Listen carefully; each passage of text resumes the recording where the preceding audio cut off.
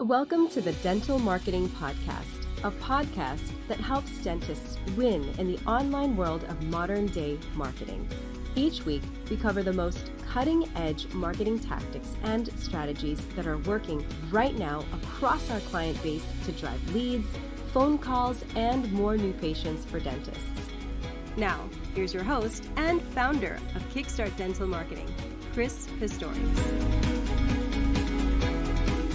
Hey, everybody. Welcome to the No BS Dental Marketing Podcast. I am your host, Chris Pistorius.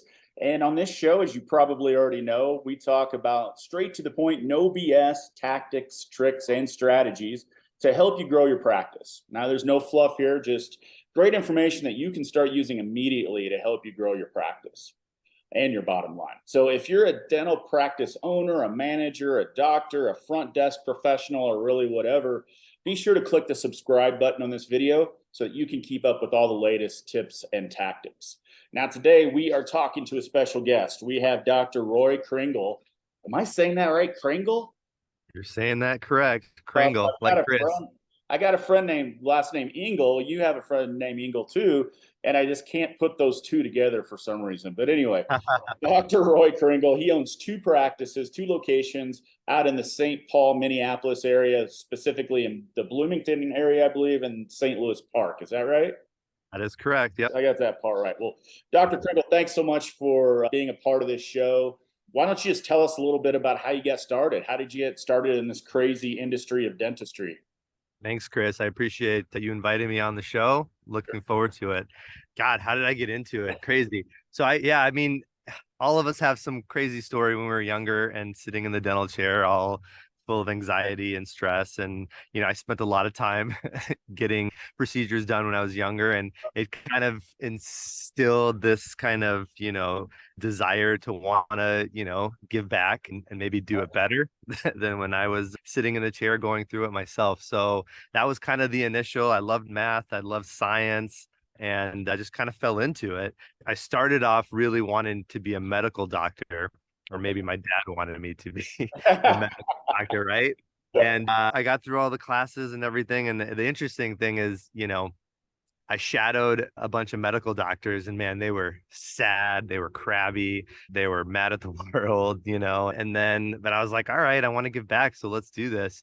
And I took the MCATs, didn't do well. And, I went through another year of preparing, and somebody had mentioned you should talk to this dentist. He seems to be happy, see what that's like. So I shadowed a dentist, and the guy was tan. He was smiling, ready for his tea time, and I was like, all right, I could see this. So I decided to kind of pivot and just crushed the dental related exams and just kind of followed my path that way and been happy ever since. Yeah, that's awesome. That's a great story. I wonder how many dentists out there kind of took that path too. They kind of went down that, medical doctor path and like, wait a minute, I don't have to work 80 hours a week and, do all this crazy stuff for years. And then like the medical insurances, HMOs, hospitals, being on call and all the things that, again, for the right reasons, sure. Medical doctors, we need them, right? And they're really amazing at what they do. But I don't know. I really like the meld of the healthcare giving back with the business side too, running a small business together. That was really a big draw as well. Yeah. So now you did your undergraduate in Kansas, right? Yep. So I grew up in Dallas, Texas, did my undergrad at the University of Kansas in Lawrence, and then went to dental school at the University of Minnesota. Awesome. So when you started at Kansas, did you know right then and there it's going to be doctor or dentist or somewhere in that direction? Funny thing is, like I said, I was kind of pressed as a child, who knows at 18 what they're going to do in their life, and that's, they get me on a different soapbox of, what we do with our kids, right, in college. And you and I have spoken about that on the side. But essentially, I knew that I wanted to be in healthcare, and I loved math and science. And freshman year, I met with my advisor, and I had couple C's, and wasn't looking really good. And the guy looked at me and he was like, I think you should look for an alternative career path, buddy. And I feel like, I know, right? And for me, it kind of dug something, it lit a fire. And I was like, I'm going to prove it to you. Yeah. So then I was able to kind of push and, follow my path. But no, I did not know that I wanted to be a dentist right away. All right, cool. Interesting. So, like a lot of doctors that I interview and a lot of the audience that we have are obviously dentists or kids getting ready to come out of school and either start their own practice or, jump on as an associate. When you got out of school, did you go the associate route or did you go right into private practice on your own? Yeah, so I actually went to private practice on my own. Okay. I had the same idea as most people. I wanted to associate somewhere, learn, get a mentorship, couple years, buy in, kind of do the traditional path. But when I graduated, it was 2009. And so in 2008, obviously there was a financial crisis and something that nobody would have expected. I had it all set up. My father-in-law's best friend, right? Like in the St. Louis Park community, which is where I was actually living at the time. So everything was set up perfectly. I was going to go right in. And that crisis happened in '08. And he's like, sorry, I can't hire you. And yeah, that's what most of the docs were doing because their financial advisors were not ready. You can't hire somebody right now. Just doesn't make sense. So I was pretty scared and worried, like, okay. And I had a lot of classmates that were looking for work in, rural communities, going out to Montana, to Wyoming, and somebody through some divine intervention in one of our labs reached out to me and said, listen, one of my classmates, she said, I went and talked to this doctor in Bloomington at the time, and it's a great opportunity. And I just don't want to buy a practice right now, but would you be interested in meeting with him? And I was like, yes, please. And not knowing that I had no idea how to run a practice, or buy a practice or what Yeah. have you.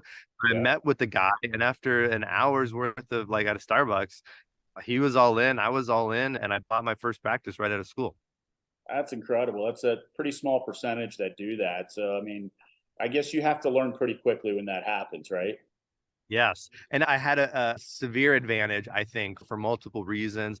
My father-in-law was an accountant and he worked with small medical practices. So on the financial side and those things, that was cool.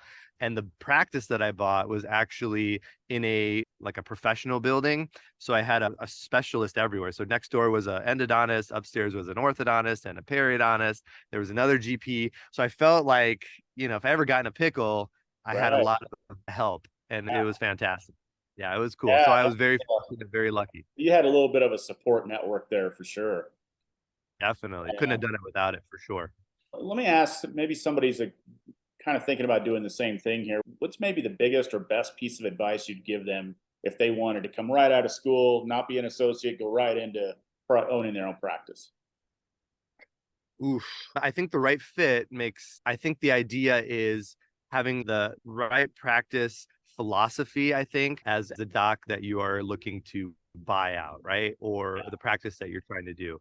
There are a lot of different ways and styles of practicing. And especially right out of dental school, you don't really know anything. I mean, really, they give you the basics, right? And then you go Especially out. And business. so, well, especially with business for sure. And that's a whole other beast. But I'm talking just even on the dentistry side, Yeah. because without the dentistry, you don't have the business, right? So, understanding that, whatever that philosophy is, that you're on board and have a really good relationship with that doc. The worst thing, and I've done this now 3 or 4 times where I've either bought another practice and added them into our current practice or, another location. But essentially, the biggest advocate for those patients hanging around is that previous doctor.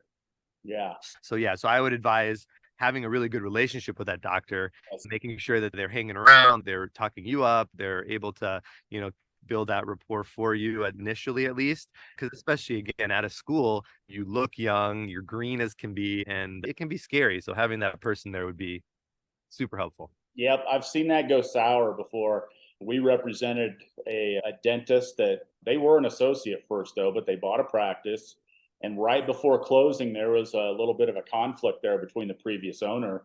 And if you guys are thinking about buying a practice, it's not all candy canes and rainbows all the time. The whole negotiation and it's kind of can be a nightmare. But anyway, this particular practice, they had a little bit of a conflict, and it led to the new dentist saying, you know what, I don't want you a part of any of this transition. Just go and leave.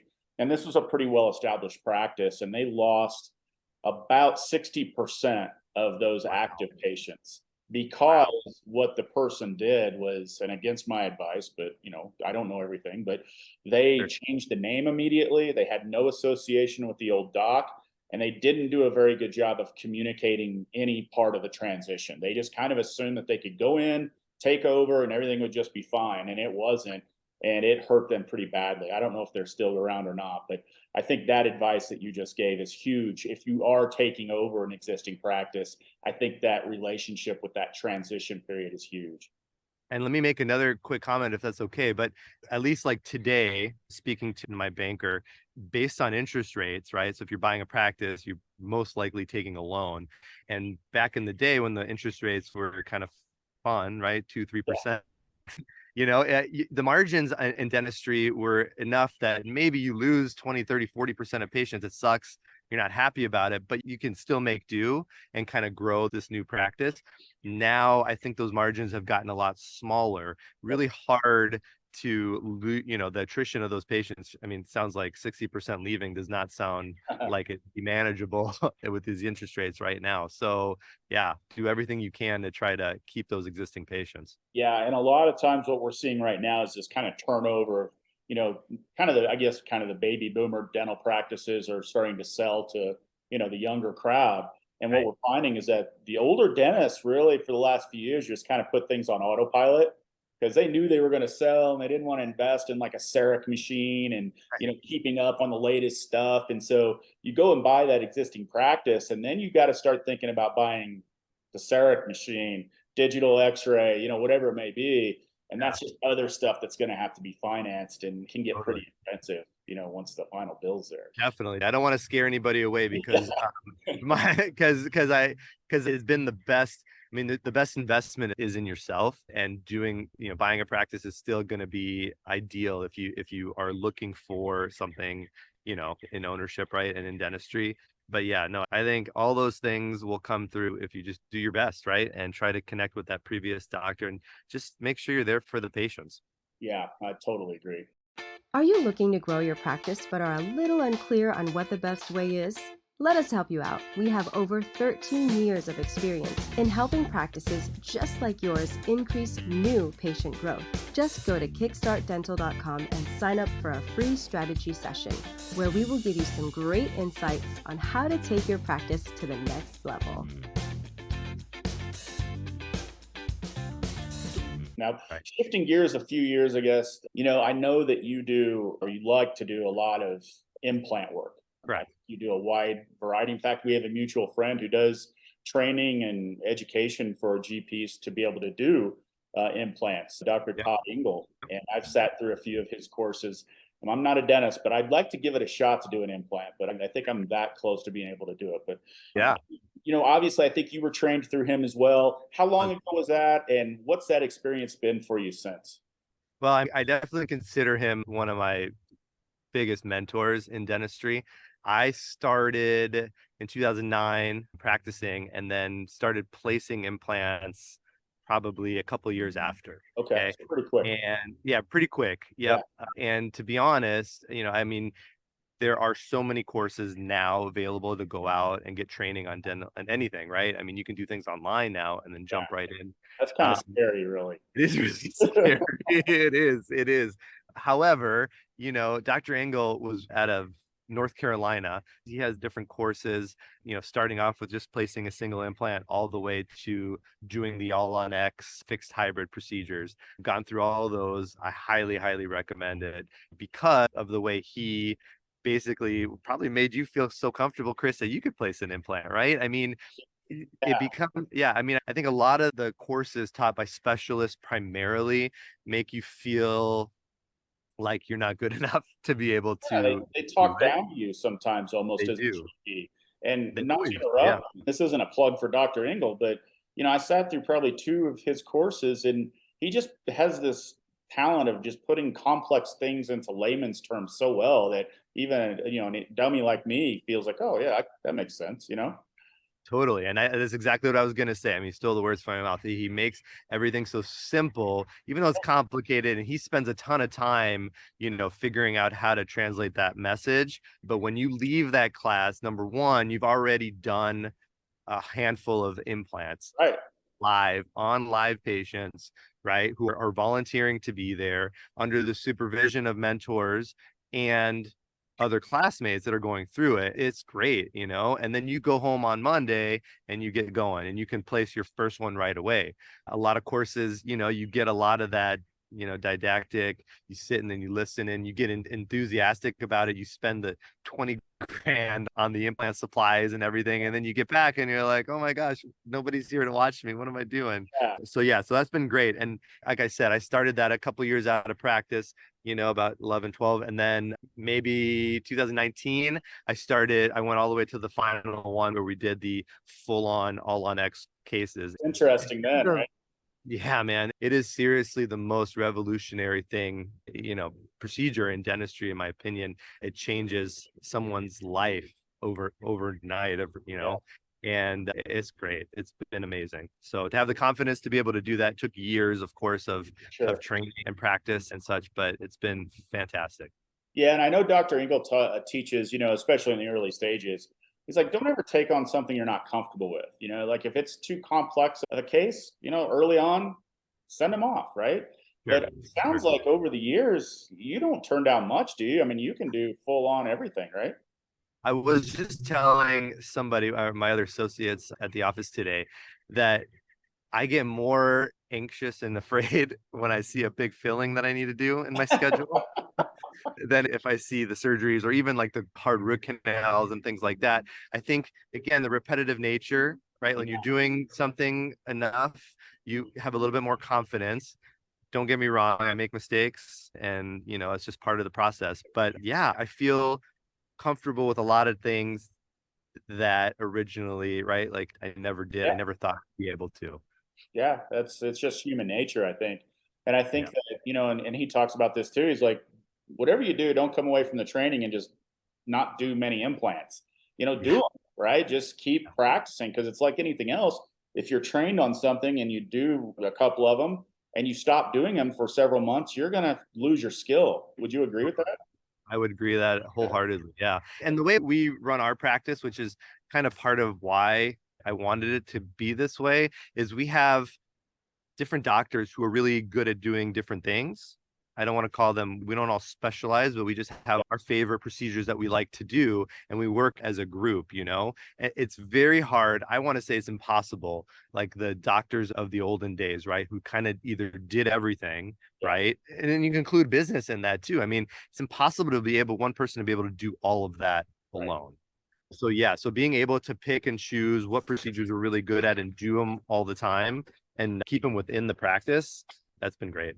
Yeah. And can you talk to us a little bit about what it's done for your business in terms of financials? I mean, a lot of the dentists we work with, they like to do those types of procedures, but they've told me that it's a very profitable aspect of their practice, and it kind of helped them go from, maybe that $500,000 practice doing as much as $1 million now. What's your take on that? And did it help your financial stuff as well? 100%. I think there are games you can play in terms of what procedures and then what type of materials and type of implants and systems and things like that and discounts. But at the end of the day, profit margins on these procedures are a lot higher than, the bread and butter type of dentistry, right? I'm trying to think of like, what's a good example? Like the crown and bridge and the operative, they take a long time to do. And then there's the lab fees and things like that come along with the surgeries. They're really, I mean, you have the initial investment of the materials, you have an initial investment of the implants or what have you, but the procedures don't take as long. And so you can definitely charge more and definitely increase the profitability of your practice pretty quick. Yep, no question. I'm going to kind of do rapid fire a little bit here and put you on the spot. We get questions that people send in actually wanting us to ask, people that are experienced and, have done just about everything. But what time of day do you get your best work done? Are you more of a morning person, afternoon, or evening? I am more of an evening person, but I get everything done in the morning. I don't know why. Right? It's a weird dynamic. And I did this in dental school too. I take all those hard classes at 7 a.m., right? In college where, people are going out the night before. But for whatever it's worth, once you get your butt out of bed and get moving, you just are definitely more productive and you get more out of the day for sure. Yeah, totally agree with that. I'm kind of the same way. I do best stuff at night, but if I don't get out of bed fairly early, I kind of feel like I've missed something, you know? And so I think you're right. It's got to get up and get the day started for sure. So if you weren't a dentist, what do you think you would be? I would probably be a fishing guide in the Bahamas. Oh, that actually sounds pretty good now. Doesn't it? Yeah. I know, right? I know. Yeah. Yeah, that's what I would be. I don't know too much about it, but I feel like that would be heavenly. Now you did some soccer too, right? Growing up? Yeah, I play soccer. My kids play soccer for sure. Dad was a soccer player too, right? Yeah, my dad is a soccer player. Yeah. Yeah, Yeah. good memory. So Yeah. Yeah. I can't remember my name some days, but I can remember things like that. Yeah. What's Yeah. your biggest, what's your biggest pet peeve in dentistry? What annoys you with the industry right now? Oof. I would say, the hardest thing is I feel like there's a lot of competition within our group. I think we're all type A's. We all want to be the best. Yeah. And there's too much of, trying to take from others because you feel this sense of lack. But I feel like I wish there was a little bit more of this thought of abundance because there's so much out there and there's so many people out there that we can all help and work together. So yeah, that's a big pet peeve of mine. That is a good one. So in your opinion, what do you think is the most important like personality trait, I guess, or strength that you need to be a dentist? What makes you successful on that side of it? Empathy. Ah, Without a doubt, empathy. I think you can use this in as an owner, business owner, or as the dentist itself working on patients. When you can relate and kind of see things from the other person's perspective, it opens up your eyes to so much, and if you look at healthcare in general, medical doctors primarily, again, not to their fault because of, what we talked about earlier, but just, not having the time to sit and actually listen, it makes that industry really challenging. And dentistry, I think we are able to sit down, have these relationships, be empathetic to what they're going through and help. And so I think that's been super, super important. Yeah, that's awesome. Well, Dr. Krengel, I thank you so much for your time. I know you're busy. You got a couple kids running around and a couple practices to run. I really appreciate you taking the time. And if you don't mind, maybe in a few months, we could catch up with you again and just see what's going on. One final question I do have for you, though, that I know some people are going to want to know. You went from one practice to two practices. In the current landscape we're in, I don't think it's a 2008 situation. Are you looking for another opportunity as well to continue to increase? Or are you good where you are? Or what's your future plans?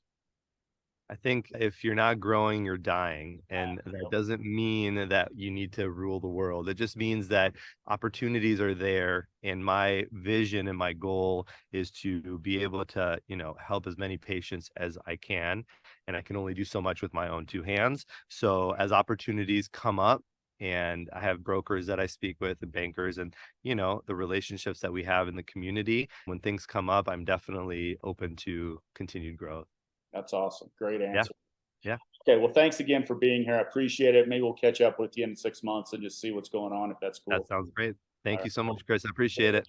Yeah. Well, thanks so much also for everybody listening today. I appreciate it. And if you liked today's episode, please do hit that subscribe button. It will just help you when we launch one of these, usually every week. You'll get a proactive notice that a new episode has been launched. And really appreciate it. And we'll see you next Wednesday on the next show. Thanks, everyone. Thanks for joining us this week on the Dental Marketing Podcast. Make sure to visit our website, www.kickstartdental.com/podcast, where you can subscribe to the show in iTunes, Spotify, or via RSS, so you'll never miss a show. While you're at it, if you found value in the show, we'd appreciate a rating on iTunes. Or if you'd simply tell a friend about the show, that would help us out too.